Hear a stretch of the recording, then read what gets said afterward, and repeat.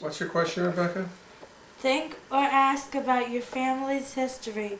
Describe a decision someone made to take a risk or work hard at something new or in a new place to improve their lives. And is there anything like coming over here from Germany or something? Maybe? Well, several things come to mind. One is that my father, when he was 23 years old, in 1927, decided to come to America. He had I think a cousin or an uncle living here who sponsored him. He also thought of going to South Africa, but thought he would first try America because he wanted to earn a lot of money. He was a successful salesman. I'm not sure what he was selling. I think it's women's apparel, but he could sell anything. He was trained at the age of 13. He left home, or 14, went to a big town called Leipzig, and lived with a boss of a company he worked at. He lived in his home, and he got room and board, and was trained to be a salesman. And he became better and better at it until he was so good that he was making the most money in this firm, in this company he was working at. And the other salesmen were jealous of him, and they went to the boss and said, "Mr. Schoen is earning too much money. We don't like it. Too much commission." So the boss said to him, "You can't earn this much money. You're earning too much." And part of the reason was that he was Jewish and all the other salesmen were Christian. So there may have been an element of anti-Semitism where they felt this Jewish guy shouldn't be earning so much more money than us. It's not And fair. this was 1927? 1927, that's right. So the war hadn't broken out. First war had broken out. That was over in 1918. But the second war didn't break out till 1939. And Hitler didn't come to power till 1933. So This was right before the Depression, but Germany was still a hard time. He was still making very good money in spite of it being a hard time in Germany. So he decided to come to America to earn as much money as he could make. He didn't speak any English, and he went home to his parents to visit for the weekend. And the story is he had his trunk packed, brought it to the train station, and his brother, Eliezer, went home and asked his parents, "What does America mean?" Irving has on his trunk America on the label.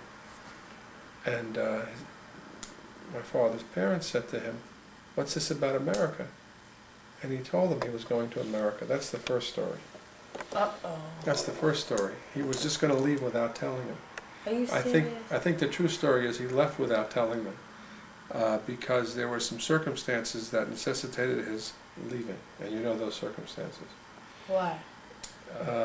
He had gotten a woman pregnant, Oh yeah, that lady. and she was going to have a child, and instead of dealing with it and sponsoring her, marrying her, supporting her, whatever, he left. That's the story I heard from a cousin, and my uncle. I think it's true because later on there was a picture sent to them of the child. Oh yeah.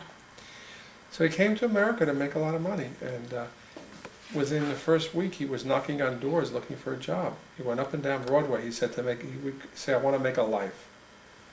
And he began as a salesman selling coffee to German restaurants. There were a lot of German small Konditorei, little restaurants in New York, and that was a natural for him since he spoke German. So early on, he got into the coffee business. And eventually, he left the person he was working for, the coffee company, I think it was called Continental, and he set up his own coffee company. He took some of the salesmen with him and set up his own company. Were they mad at him? Well, that's pretty normal. I wasn't happy, but one of the other salesmen was going to get fired. So my father said, "You know what? Let's you and I want to start a company. You join me." And that's what happened. My mother came from Germany around 1934, and she came because her two brothers were over here, Leo and Bernard, and they could tell what was happening in Nazi Germany, that it was not a place for Jews to live anymore. And they sponsored her to come over to America, and they said they'd take care of her for a while.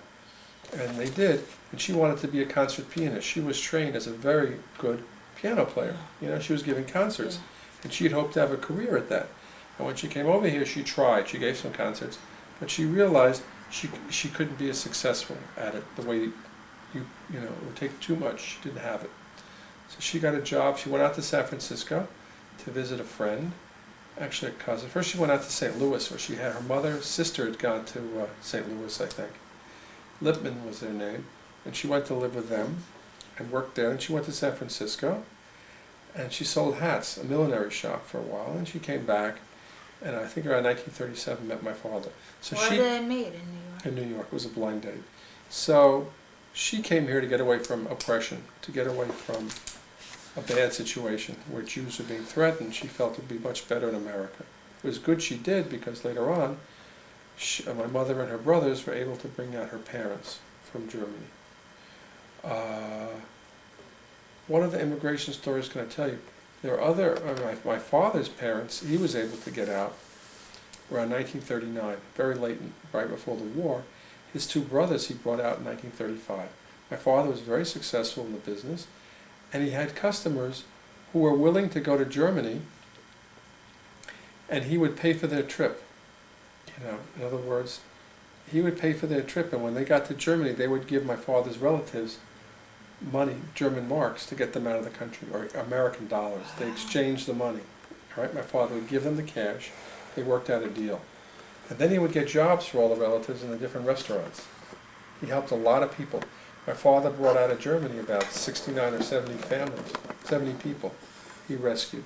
He wrote special papers called affidavits to sponsor them. So not only did he immigrate, but it's fortunate if he hadn't come here, a lot of people would not have escaped from Germany, including his parents and his brothers. And all those people he affidavit. He wrote affidavits for, right. It was a big risk. He didn't have the money. He would transfer the money from one account to the other and pretend he had lots of money. But he had people who helped him, I'm sure. His customers loaned him money, got jobs. You know, he had to guarantee jobs. You had people who were lawyers and doctors in Germany, and here they came over here and they worked in restaurants. Because there was a depression in the 30s, there was no work. But they were happy to get out with their lives. They left everything behind. And that's the story. Weren't they allowed to bring over silver? Some people, depend how late. Depends how late, by the late 37, 38, you could take very little out. What they did was they packed up these enormous lifts, they were called, these like wooden houses like it. Right. Crates, wooden crates, filled with all their house stuff. Just filled it, they'd seal it up, be sealed, and they'd pay for it to go to Hamburg to be put on a boat to come to America. Most of those enormous crates filled with all the jewelry and linen and household goods and valuable stuff were never arrived. Which means The Nazis took, that's right. Did some of them arrive? Yes, Ilse Neuberger, if you look at her stuff, she has a lot of stuff. Different families, if you look at some of this old, whatever, some of it did arrive, sure.